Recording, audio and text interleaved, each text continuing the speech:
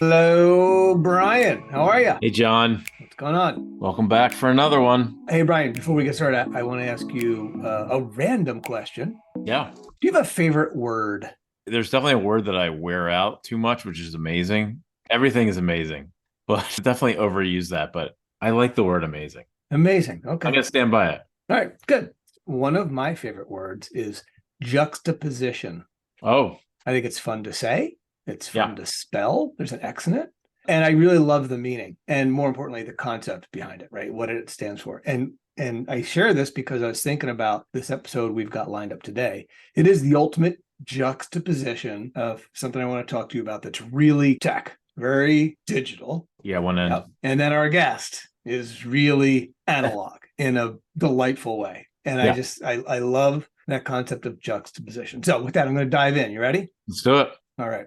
Last month, a company called Humane unveiled their new AI pin, and they did it through a 10-minute demo video, which I have a lot of comments on later if you want to hear them. This company was founded in 2018 by a bunch of former Apple employees, including a husband and wife, design and engineering team. You'll note not a marketer in the co-founding team, which is evidenced by the video. We'll come back to that. They've raised $230 million in funding, and they have an $850 million valuation. Hmm. And they've never shipped a product. They haven't sold a thing yet, but they're worth $850 million. Interesting. Interesting world we live in. So, Brian, when Humane came out with that AI pin, did you hear about that? Yeah, I heard some rumblings about that. Yeah. Okay. All right. And I know they've been, in stealth mode for a few years now, and there's been a lot of chatter about it in tech circles.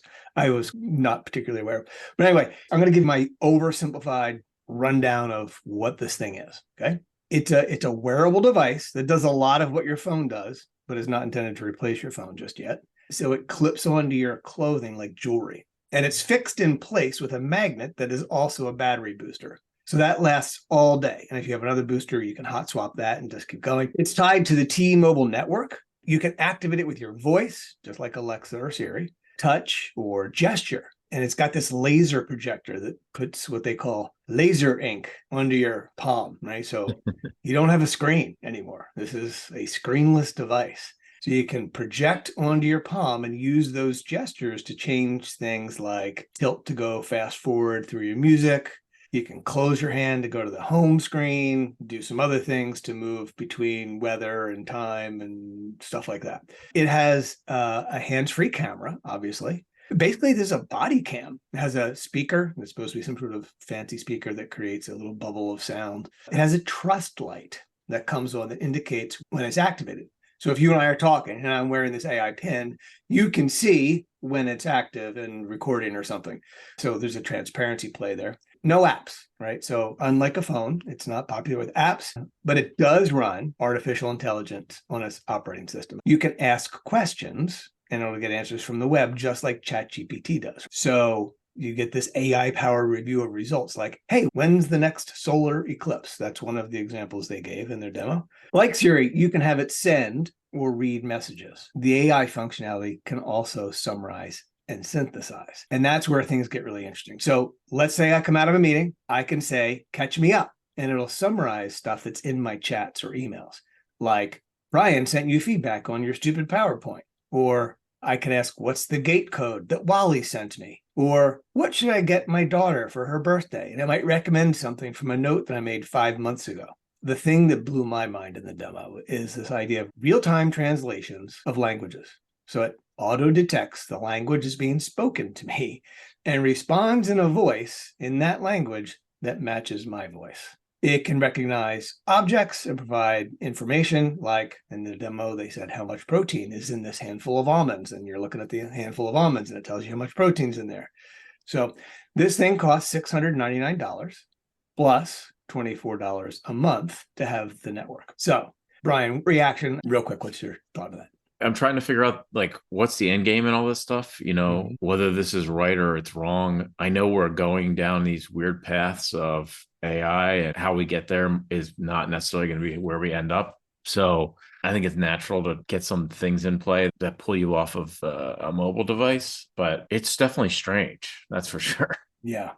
Well, I was curious about the reaction. So, of course, the internet did what the internet does. And it does what it does. And yeah. And the demo got, a lot of people just kind of took shots at some of the little stuff in the demo, like, when's the next solar eclipse? It gave incorrect information.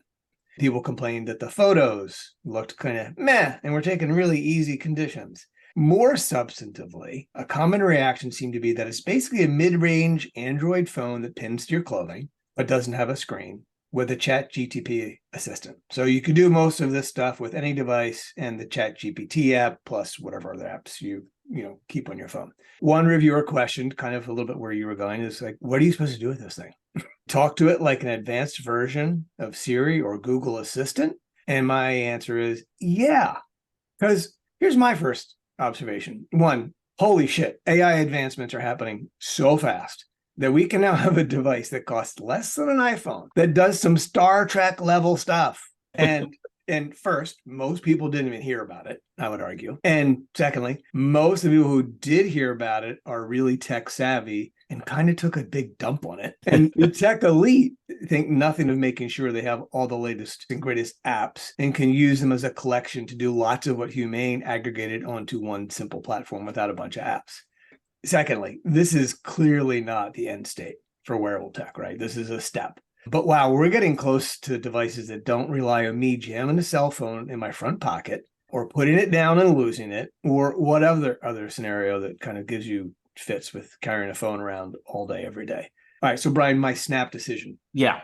Are we headed toward a shift from phones and their screens to wearable technology? And if so, how soon? It's imminent. I mean, like a watch is a wearable and this thing is a wearable, but it needs to get to a place where it's not even like something you have to put on every day, And I don't know how that gets there, but there's some pretty crazy end states of chip implants and things like that. Well, that's where I was going to go. Yeah. Because my take is this is, I don't know whether it's a mini step or a big step, but the end state is exactly where you were just going, I think. Implantable technology. Yeah. I mean, I'm afraid to say that, but I think, some people are going to go for that. I think that'll take root faster than even smartphone adoption.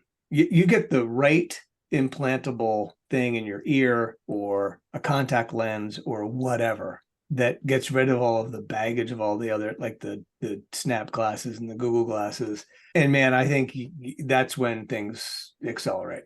Yeah, there's definitely a lot of privacy concerns. The trust light on this device is good for the people that are around you. But the backlash against Google Glass about 10 years ago, it was really creating something that there wasn't necessarily a market for yet. And people weren't ready for it. And I don't know that people are necessarily ready for this thing yet, but I'm certainly looking for ways to access stuff without having to carry it. So the carrying thing, and in those 10 years that you just mentioned, since Google Glass came out, I've become pretty weary of constantly looking at a little screen. Yeah. It's not great. It's not. And the phones are getting bigger, so that doesn't help either. So coming up with new ways for people to access information, I think, is good. It's just how that handles itself in the world and starts recording content and how that can be used against people. I mean, that's like real serious stuff. So it's really interesting and it's really scary. Yeah. Well, I'll give Humane a lot of credit for taking a pretty bold step here. And this is a bit of a tech trend that's out there, is more humane technology. And I think what that means is, and Humane's bring it to life here with this device, is, where you aren't so encumbered by the technology, where you don't have to have a screen you're looking at all the time, where you don't have to be touching and scrolling through a device all the time, that you aren't sucked into apps that manipulate you into continued consumption. So I think there is something positive to that. I'll see where it goes, but I give them some credit. And I was in many ways blown away by some of the technology, even if some of the technologists out there were uninspired. So, well, I think some of these types of companies are going to have to be sacrificial lambs. When you look back at the Google Glass launch, was that they put it in the hands of all the nerdy technologists and bombed. They gave it to people who would wear it and use it. And that really blew up in their face. So I don't know. I mean, the demo is very kind of cold and it's more of a sterile environment. Definitely, it doesn't like inspire a cultural revolution. No, I won't go deep on this, but I looked at the video. I was like, wow, it's just like a parade of features. Yeah.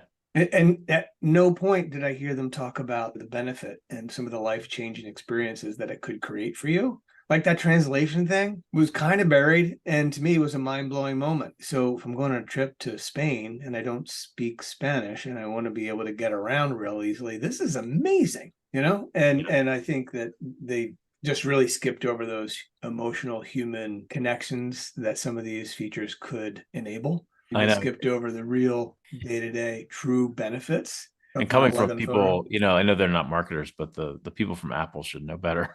Yeah, because they're the ultimate about like, what's the benefit of this thing? Yeah. We've got all this new tech. Features are great. It's great to enumerate features when you're going up against an established competitive set where people know what this thing is. Trying to sell you a TV, better be talking about 4K features. That's kind of table stakes. Talk about something completely new that people don't have any frame of reference for. I mean, you better get into a real tangible everyday benefit or set of benefits. Otherwise, these features are just going to watch over. I mean, here's how they started the video. It's a standalone device and software platform built from the ground up for AI. It comes in 3 colorways. You got Eclipse, Lunar, and Equinox. There's 2 pieces, computer and a battery backup. I'm like, Jesus, are you reading the side of the Microsoft Windows side panel? System requirements coming next? What are you doing? Yeah, no, that's exactly what it felt like. And we all have phones, we have our watches, and this didn't make me run and want to remove those things. So good observation. Yeah. Interesting, fascinating. Didn't make me want to run out and get one. And they didn't even seem that excited about it either. It was a little sleepy. If you aren't into this stuff, bring a blanket and some chamomile tea and settle in for a nap because it was. Yeah, I mean, the only thing that kept me awake is it's shining that light in my eyes, I guess. And hey, brands, when you put your demo video on YouTube only, not on your website, you shouldn't be surprised when at the end of your launch video about your amazing new thing that YouTube serves up, why Humane AI Pin won't work at all. That's the next video recommended to me. I'm like, well, point, counterpoint. Yikes. They teed that right up. We'll get off our marketing high horses, but thank you for indulging me in this conversation about something super techy and nerdy. All right, John, I'm excited for today's guest, but I have a question for you first. Oh, did you ever wonder what would have happened in your life if it would have taken a small step sideways and how different it could have been? Let me tell you a quick story. So back in high school and media classes, I was terrible using the teleprompter. It was awful. I was brutal. I ended up never taking being on camera seriously. Little did I know that maybe there could have been another way. Well, we're going to talk about that other way today, John. Our guest has spent over 30 years managing the Cue Card operations at Saturday Night Live. Yes, SNL uses Cue Cards from day one through today in an era where we talk about brain chip implants, machines over humans, and digital. This man has helped support the way we see live television, which, as we have long discussed, is the last rodeo for gathering large groups of people together for moments of time. Aside from SNL, you might know him from Late Night with Seth Meyers, where he frequently appears on camera in sketches, playing foil to Seth's bits behind the camera. During the pandemic, he also started a fun private business personalizing cue cards for fans across the country. His real name is Chris Ferriston, but you may know him as Wally. Cue Card Wally, welcome. Thank you so much for having me, guys. That was a welcome. Very good intro. I liked it. I liked it a lot. It's very thorough. We like that you're here. Thank you for done your research. You've done your research. I like it. This is probably the most fun research we can do is watching clips of you on camera with Seth Meyers and any number of amazing cast members and guests on Saturday Night Live. So we were thrilled to talk to you. I actually stumbled upon a clip of Cindy Crawford walking through Saturday Night Live in 1994, and all of a sudden you stumbled across. Well, a very young Wally stumbled. The whole world ahead of him. Exactly. And 33 years later, I'm still there. And you and Cindy are still married, yes? Unfortunately, we had a falling out. It's funny. I saw Julia Stiles was on SNL this weekend, and she hosted. I don't know how many years ago. It all blends into me. But she came up to me. She gave me a big hug, and I had seen her like 10 years ago, like at a cast party. She came up to me with her husband or her boyfriend, and was just talking. She was just hanging out with me, and she's like, "Hey, what's been going on? And what's going on? And where's the after party? We'd love to come." And so I hung out with them and with the party, and I hadn't seen her since then. And it's just wild. And she was like, "You're still here?" And I go, "I'm still here." So that's not a bad thing. It's a good thing that I'm still there, as you mentioned. Cue cards are still a thing. I mean, the whole coming and going of generations of people has got to be the most fascinating thing. Fascinating. So doing it for so long, here's the thing I'm running into now, which is cool and yet a little scary for because I don't consider myself old. But when like Jason Momoa hosts and he tells me stories about grabbing this little black and white TV when he was little, like 11 or 12, and going onto his porch and watching Chris Farley on Saturday Night Live, and I go, I was holding those cards for him. Wow. And he freaks out. He's like, what? So I'm starting to get hosts that were watching SNL when I started, and that's scary. That's a little scary, but right. And they're in their 40s, and they were little tiny kids then. Yeah, exactly. Well, you must have so many stories, and we want to dive into them. But first, I'd love to set the stage for folks who might not know who you are, which is unfortunate. But you just take us through sort of like what you do, like what happens in the week of getting ready and then broadcasting Saturday Night Live or Seth Meyers. Take us through what you do, how it works, and let people know what it's like to be the director of Cue Card operations, or whatever your title is. Here's the deal. Working on Seth Meyers compared to SNL is like a day off for me. It's because it's not live. Okay. The live factor changes everything. For Saturday Night Live, Monday, they have a meeting with the host. Tuesday, the writers write. Wednesday, there's a read through. So we don't start rehearsing until Thursday. So I'll have like 3 or 4 people on Thursday. That's our light day. We'll have maybe 5 sketches. And those 3 or 4 people will print up those 5 sketches on cards. The script department gives us the scripts. We write them on cards. We rewrite them before we even rehearse them. So we get them on cards, and then they sometimes totally rewrite them. And I'm not doing any of that stuff. I'm too old for that. I don't have, my arm strength is not there. So I hire these younger kids that do it. And I just block the sketches. So we'll block the sketches. We'll do it on camera 3 times. And again, it's the easier sketches. We want to lull the host into a like, oh, this is going to be not so bad.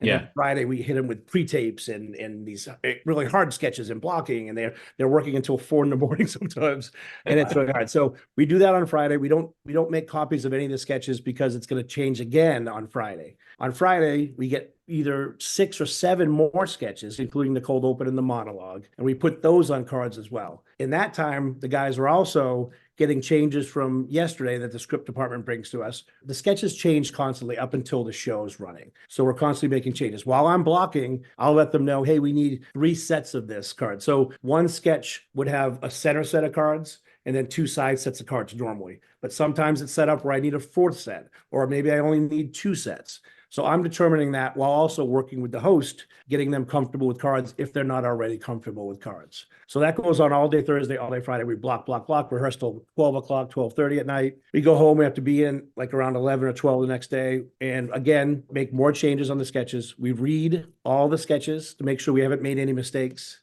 And then we have a run through where we run through with the actors in costume in real time, hopefully. And then we make more changes. We do the dress rehearsal from 8 to 10. We cut a couple of sketches, change other sketches, and then we do the live show at 11:30 to 1. Doing changes usually until midnight, we're good. And then if the show's running long and they want to get a sketch in, we'll do changes sometimes 2 minutes before that last sketch is going to air. And that's where it gets a little hairy, but fun. And that's where some snap decisions can come in, which is what I was hired for in charge of. I was good at not panicking and making really good decisions under pressure. And that's kind of why I got elevated to running a show only 3 years into me being a Cue Card guy. So that's kind of it in a nutshell. Wow. So you pack basically a 60-hour work week into about 3 days. Yeah. When I started and I was the first one in, last one out, I was in at sometime, 10:30 to 10 on Thursday, and then in at 10:30 on Friday, and out at midnight, 1 o'clock sometimes. And then Saturday is, 11 to 1. So yeah, I was packing in a lot, but I was younger. Now I don't do it. I kind of go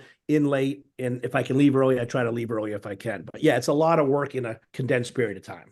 Wow. And so who's your like source of the truth? So like in marketing teams, like when people that are doing all the publishing of work versus the people that are creating the work, we try to have a single source of the truth. Do you have like a single source of the truth where you're dealing with one person? It's a really good question. It's a really, really good question. We get changes and only do changes from the script department. Okay. So if a writer comes down and says, hey, I need to change this, and this, we say, if it's like a normal rehearsal day, we say, you gotta, if it's a new writer, you have to go to script, give the script, and then we get them. Because if they give them to us and they forget to give them to the director or a script, because the script, the script people give them to the director, they give them to the actors, they give them to us. There's a system that's at work. If the writers come and say, I want to change this, I want to change that, we won't take it unless they say, it's really small, I want to get it in before we rehearse it, and I'm going to go right to the script department after this. So I always check on that. But yeah, it's officially coming from script, or we try not to do it because that's where it can get, we have the changes and the director doesn't. So it doesn't, they don't know. So is one of those snap decisions and kind of like grace under pressure moments when, a really well-known, really seasoned writer comes to you and looks to do something, you're like, sorry, buddy, you got to go through the chain of command. Yeah. Sometimes I have to do that, but there is a system and they're told the system. So it really works that way. Like I said, unless it's something like, hey, we want to get these on for rehearsal real quick, we're going to give them to you. And then a lot of times we'll put changes on cards from the writer and the script department will come down and get them at the same time. So I know that we're doing the changes that they're going to be distributing, after we do them. They know the system. And what we also do, we use the writers as a double check to make sure we made the changes right. So we'll do changes and then the writer will come down and check the cards to make sure we did them like they want them to do. That's like we're constantly double checking ourselves because of the liveness of it to make sure we did everything right. The writers are working with the cast, or they work with the script department, work with the actors, or they work with the cast, they work with the script department, they work with the director. When you write a sketch, you also produce it. They give them producing, over it. So you're basically, if you write a sketch, you're in charge of that. You pick the wardrobe, you pick how the sketch set's going to look. They do everything. Yeah. Oh wow. All right. So it sounds like this is a pretty clear process. And Brian, it is a good question because as he's talking, you're probably like we definitely hear some similarities between the way we would run marketing projects. But I got to ask, what's the biggest name that you kind of had to push back on and be like, sorry, buddy, can't do that? I don't know if that's ever, Alec Baldwin changes a lot of stuff. And if it was like when he was doing Trump, it's just one set of cards, him reading to camera usually, you know what I mean? And if he wants to change a word here or there, it's fine because it's usually one camera shooting him, you know what I mean? It's not going to screw up the director if it's an internal change. Steve Higgins is like the liaison between the cast and the host and the writers and stuff like that. So he would always be there too. And I would be like, okay to make this? He's like, yeah, just make it. It's internal. Don't worry about it. He's making a snap judgment that this is fine. It's not going to screw up the director. It's internal. It's not going to affect any cuts that they might have. So, he's kind of deciding that and say, go ahead, do it because it's still like I shouldn't be doing this, but again, it's Alec Baldwin. He's playing Trump. He's going to do what he wants to do. So I'm there to help them out. Really. Well, that and whatever Trump did that day is probably going to influence something too. Yeah. I'm sure that time between sketch and the live show is just absolute chaos, right? Because that's where things are still changing. So it's funny. I've been there 33 years and they don't change a lot of the systems because it's always been that way. And some of it's to a fault. Like they should change things because things have changed. And, like they still, the writers don't go in to write on Tuesday night till 5 or 6 o'clock and they write through to the morning because of the cocaine days of the early 70s writers, so, and they just never changed that. Like they could come in at 11 and write all their stuff until 11 or 12 and go home and get a good night's sleep. Yeah. It's just always been, so it's part of the lore. Keep it that way. So the way it used to be was script department, this girl Claire would bring the changes down between dress and air, and she'd usually hopefully she'd get there around 11 with all changes. And then we furiously start doing them at the cold open because the cold open's coming at 11:30. Sometimes she wouldn't get down to 11:10, 11:15. That's where it got really hairy and scary. Okay. So I went to the script department and I said, hey, when do you guys start changes? They're like, oh, we get them during dress rehearsal while dress rehearsal is going on. And I was like, could you give us those early? And then you can come down and you can check our changes. And they were like, yeah, I don't see why not. And it changed everything. We get changes now during dress rehearsal and while dress rehearsal is going on. Sometimes we'll get cold open late, like 11:05, but we split it up. We have these systems that work on it, but it changed everything. It went from chaos to reasonable, still hard work, but reasonable. So, well, you just mentioned a minute ago the idea of there are still some systems in place. They're kind of like legacy old school systems that probably should change. And Brian, you teed this up in your introduction. In a world where tech and automation is all around us, right? Can you tell us a little more about like what has kept Saturday Night Live and Late Night with Seth Meyers? What has made them decide to keep using cue cards, which is like the ultimate analog element of production? Well, Saturday Night Live, the fact that it's live is one of the main factors. If you have prompters break, prompters go down, prompters get unplugged, or something, happens. If that happened during a live show and it was, someone really big hosting and leaving them out to dry, it would not look good for anybody. So they don't want to take that chance. Plus, since over the years, Lauren now considers cue cards as part of the show. So when people were in the audience watching people come up to me all the time. I was watching you guys do those cue cards as much as I was watching the actors. It's part of the experience of seeing it. That's for SNL. And for Seth and for Conan and Jimmy, who all use cue cards, they learned how to be on TV using cue cards. So it's what they're comfortable with. So again, you want to keep what you're comfortable with and what works best in those situations. And they use cue cards. And for Seth, also, it's someone to play off of. As you guys mentioned earlier, I'm on camera now a lot because he doesn't have a co-host, or he doesn't, have really a band. Fred's not there all the time. So I'm right next to the camera that he's talking to, the entire show. And if I make a mistake or he makes a mistake or the writers think of something funny for me to say back to Seth, I'm there. It's not a machine that has no personality that he could never do anything with. Sometimes prompter guys are in different states. They're not even in the same building, Yeah. So, all right, speaking of mistakes, what's the biggest one? What's the biggest gaffe that, you or your team were responsible for? Well, so I will say, let me just say, I'm going to say, give myself a compliment, and then I'll tell you something I did bad. In 33 years of holding cards on live TV, on shows, I've never dropped a cue card during a show or anything. I may have dropped a card walking to I've never while someone was reading it. I've never dropped a card. When I drop one, I think I retire maybe. Hold for applause. Wow, that's pretty good. 33 years is pretty good. So mistakes, cards get stuck together. Norm Macdonald was one of my favorites. I used to write jokes for him when I was younger. He was doing a joke, a Weekend Update, in that he read the setup, and I went to pull the card, and there was, we tape over cards and then we write changes on them. Tape was stuck over the edge, and the punchline card stuck, and I couldn't get it apart. And I ruined the joke. He couldn't get the punchline out. He never said the punchline. And I felt awful. There was silence, and he looked at me, and I mouthed the words to him. This is on the live show. I mouthed, and he goes, "It's okay, Wally, don't worry about it. That joke wasn't that funny anyway." Which made it like going, "No, don't call me out." Right. So he turned it into something. And that's what one. Seth does all the time. If we make a mistake, Seth will turn it into something funny instead of like getting mad at me. Like, no, he'll make a joke about it, Interesting. Whereas if it was a technology glitch, he'd be frustrated, angry, and off his game probably. Exactly. I think, some of Seth's best moments are when he's just going with it. Yeah. Yes, he turns it into something. Now, he turns it into something funny instead of getting frustrated. He realizes that, and he's really good at improv as well. Yeah. So he's like, wait, I can make fun of this part, and we can have a little thing here, and it'll be natural and fun to do instead of me getting upset about it. And the audience loves that. I think totally. Yeah. So, and like I said, the mistakes are made. You maybe you don't have the ending of a thing, or you're missing a line or a word. It doesn't happen often. That's why we're still doing cards for that long.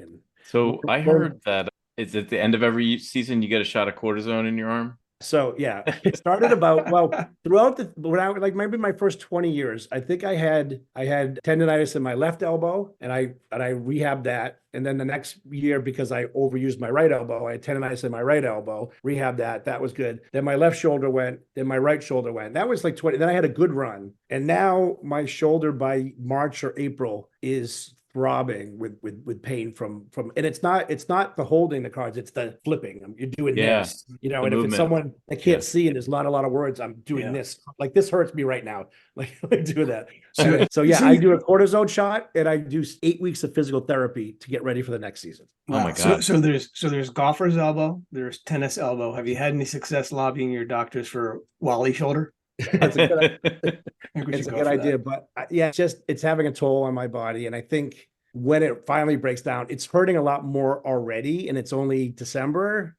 I don't know if it was the 5 months off that I didn't, that with the writer's strike. I didn't do. I mean, I was rehabbing it, but usually I'm doing Seth too. So I'm working a little bit. I think not working really actually hurt me a little bit, like it set it back. And it's arthritis in there. I'm getting old and stuff. So I can't have shoulder surgery because I can't take that time off. There's no 5 or 6 months that I could take off, so.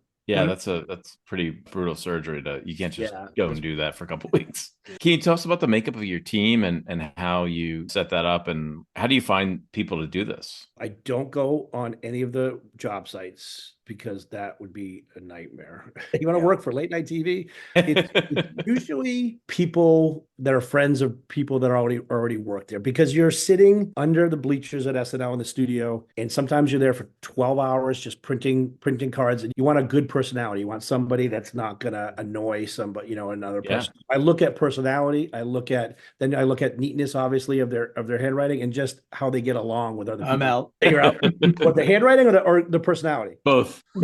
He's an asshole, and his handwriting's terrible. Yeah, I mean, I've had luck because my oldest son, Matt, and Danny both were in the TV studios in high school, and a lot of their friends that they made were doing that as well. So 3 kids from Livingston, where I grew up, are working for me now. They were friends of my oldest son, Right. and one of his college friends that moved to New York City. He's working for me too. So my son's outlet of getting people to work for me, but it's usually younger people that are trying to do other things in the business and just trying to make money, meet people. So I love doing that, and I love saying, get in here, meet people. Let me introduce you to people. What do you want to do? A lot of them want to write, so they're meeting writers and they're talking to them. It's a really good outlet for younger people to make some money and then also meet people. Sounds like you're making some decisions there based on chemistry and Yep. feel. And when you were describing the process of a 3 or even 4 sets of cards for one scene, obviously I guess you're all turning the same card at the same time, and are you like a conductor of a symphony there? Like, how's that? I mean, yeah,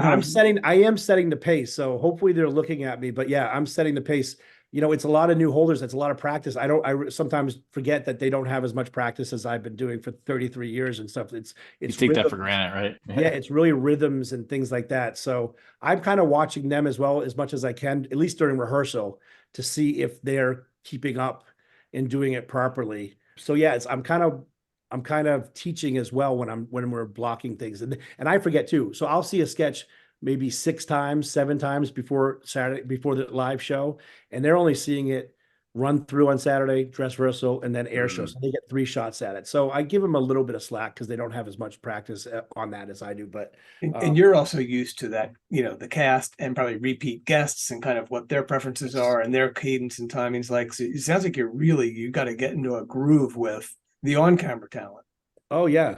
I'm working with the host one-on-one, and if it's someone that's never used cards before, I'm working really hard with them, trying to get them comfortable. It's a trust thing, and trust I know trust in your business world is very important as well. I'm getting them to gain my trust. That's why I don't like, sometimes cards will come out and there'll be a line missing or a word missing, and I tell my guys, I'm like, you got to make sure that doesn't happen, especially on Thursday, because I'm not getting that trust. They're thinking, oh shit, if they screw up now, will it be right on Saturday, so they start, I think it's just like getting things right, do it first, let me gain their trust, and then they can relax a little bit and then focus on like the acting. I don't want them worried. The ones that worry about cue cards too much, it kind of gets in the way of the show and their performance, because they're so focused on doing the cards right that they don't think about the acting sometimes.